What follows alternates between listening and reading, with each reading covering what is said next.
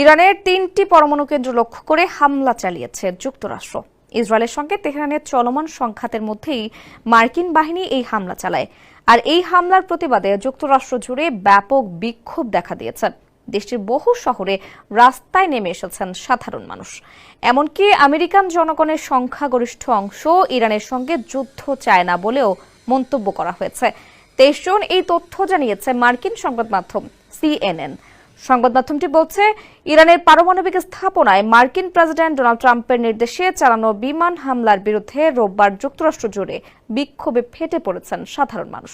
এদিন Los Angeles থেকে new York পর্যন্ত বিভিন্ন শহরে রাস্তায় নেমে আসেন মার্কিন নাগরিকরা। বিক্ষোভকারীরা আশঙ্কা প্রকাশ করেন, এই হামলা বড় পরিসরের যুদ্ধের সূচনা করতে পারে এবং দেশের ভেতরে চলমান সংকট থেকে নজর ঘুরিয়ে দিচ্ছে।